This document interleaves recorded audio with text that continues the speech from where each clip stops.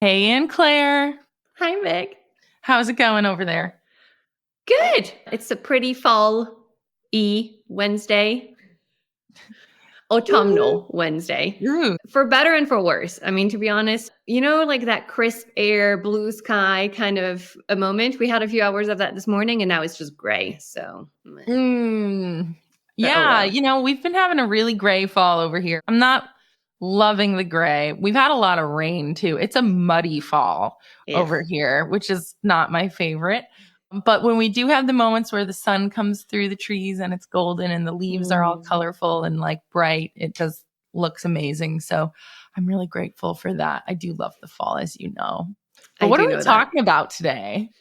Oh gosh, we are talking about the like capital THE, the number one reason that people don't really want to do recovery work, and that is fear of weight gain.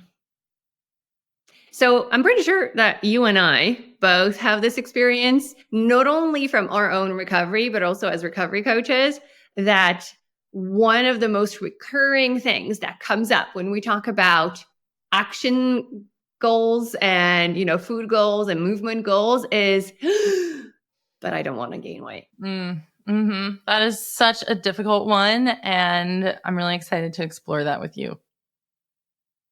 So let's dive right in. We have built a bit of content for everyone, and I'm excited to dive in. So, Anne Claire, do you want to introduce the topic today? Ooh, yes, yes, yes. So today, we're basically talking about all the good reasons you might not want to recover from your eating disorder. Now, good, probably a good deserves a quote unquote. Let's say that there are reasons that we can understand and that we actually want to name and validate, and then maybe suggest a few pieces to explore. I love that. I feel like behind every eating disorder are some really valid reasons to keep eating disorder around, which makes it so hard to recover, right? If we didn't have these reasons, it would be a lot easier to get better. But these are very valid fears and reasons to stay sick. But obviously, we don't want that for you. We just want to name them today. So the first one, the most obvious one for so many folks is the reason why I don't want to get better is because I don't want to gain weight. And there are so many reasons out there why this is valid. I mean, first of all, there is major fat phobia out in the world and weight stigma. So it can be extremely scary to have your body change in that way, to go from maybe a smaller body to a larger body can have a lot of societal implications, which we have to acknowledge as real. We can't go around saying when you live in a larger body, you are treated equally to everyone else, right? There's actual systemic issues that people in larger bodies face. So I'm here to validate like the fear of weight gain is very real. What do you think, Anne Claire? No, I mean, like you said, none of us can pretend that, you know, like you said yourself, right? Your body size, your body shape is not something that impacts the way that you interact with life, with events, with humans, with corporations, with medical professionals, etc. And I want to say right here, right now, both you and I recovered in what would be considered a straight size body, a very socially acceptable body. And so I would recommend actually anyone who is not anywhere close to, our experience to seek other people and other experiences as well on top of what we're talking about here today. And as much as there is this like societal systemic oppression piece that is very real for humans who are in a larger body and or who are recovering into a larger body, it is still very important to also include in whatever exploration anyone does with their treatment team, the individual piece, like the inter and intrapersonal relationships piece, because there are certain things that are going to be just straight up facts. And there are other things that are going to be opinions that we have internalized and opinions that we might be giving a certain weight, pardon the pun, and that we give a certain importance to. And, even for someone who is in a, neutrally speaking, smaller body, this is going to still be a part of, most probably, a part of your recovery exploration, because it's still in the air that you breathe. And there's a good chance that's still a fear within you. So yeah. Wow. Sorry. Answer, stop talking pretty abruptly there. I was trying to check in with you to see how this was landing. I didn't want to get onto like a whole because as both you and I know, that can happen real fast. Yeah. Well, I think this is a huge hurdle to get past in recovery world. And it's really up to you in how far you want to take this. The exchange is recovery, right? Like recovery is going to mean deeper relationships, more interconnection, better feelings of your, being able to cope and manage your emotion, food freedom, losing the diet culture toxicity within your brain and your world in so many ways, immediate world. And I do think sometimes that trade-off, when I do talk to people whose body has changed and they have gained weight, that trade-off is a valued trade-off.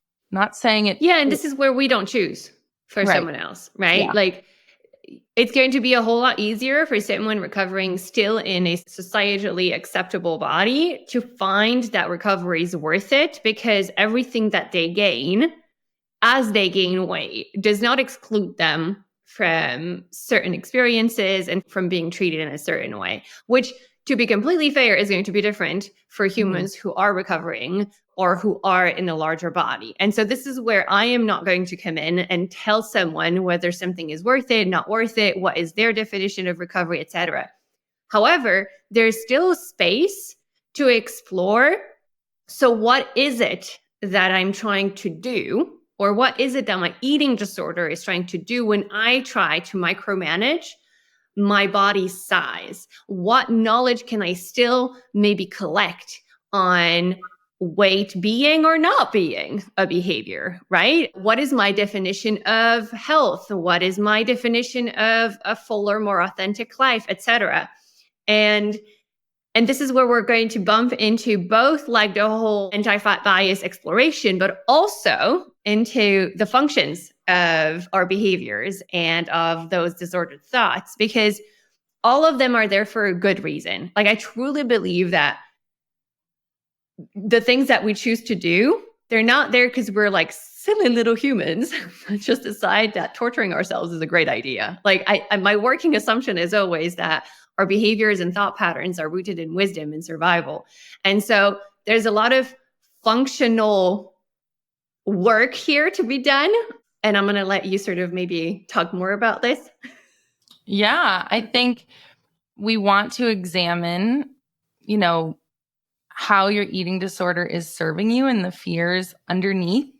So fear of weight gain might equate to something deeper, like fear of rejection or fear of mistreatment or fear of not being loved, and some of these fears are valid and some of them might just be your own, internalized kind of weight bias. And so we also want to call that out, which is, okay, you think you're not going to be loved when you gain weight. Look for evidence out in the world that there are people in larger bodies who are fully loved and in meaningful, deep relationships, and try to gather information to challenge those fears and also just examine kind of where those fears come from. Definitely. I mean, There's this thing that we call like the real issues or like the functions of the eating disorder. And we are often, as coaches, going to sort of like dig into them and sort of start exploring where one might have started believing in the myth that thinness will always give you happiness and health and fulfillment in life. Or we're going to explore how, I don't know, like you said, like you have to control your weight because that will give you a sense of belonging and of love, or being a smaller body makes you more special or unique, right? Like those are typical sort of like quote unquote real issues or functions that the eating disorder is trying to fulfill. I mean, some of us will literally genuinely have lived experience of receiving respect and admiration for losing weight, right? Or all of those things, right? And so when we find the way to name that, then we're actually opening doors to being like, okay, so what is it that I am actually really needing here? Mm. And Mhm. again, we're not going to decide what that is for you. And we're not going to decide whether or not it's bullshit or it's true, right? Because sometimes a function is just like, actually, you don't need that function to be fulfilled, right? Like that's just not needed. But then in other moments, it's going to be like, yeah, actually, we need to find a way for you to experience that, and maybe in a different way than by making sure that you do not gain weight, because maybe the stuff that you're not allowing yourself to experience by being so afraid of the weight gain is costing you so much that you actually conclude, that's not fantastic. But again, fear of weight gain, so understandable. And whoever you are, whatever your case is, I guess, like whatever your context, environment, etc., you deserve to be met where you are with all of your fears, with all of your thoughts, without judgment, and with plenty of curiosity, because there's a lot there to be understood and a lot of directions to be explored with your team. Amazing. I'm right there with you, Aunt Claire. All right, everyone. Thank you so much for watching today. We've really just only scratched the surface on why you might be afraid to gain weight and thus afraid to recover. And we just want to say we validate your fears. We know it is a tricky situation. We're not here to solve your problem, but we really do encourage you to reach out to your team and talk about these fears with them. Also, tune in the coming weeks for more videos on exploring the functions of your eating disorders, the fears that might be hiding behind your resistance to recovery. And in order for that to be easier for you, don't forget to subscribe to our channel so that the video pops up in your feed. And we'll see you again very soon. Yes, please subscribe. We would love that. Thank you guys so much for watching. We'll see you next week. Mwah!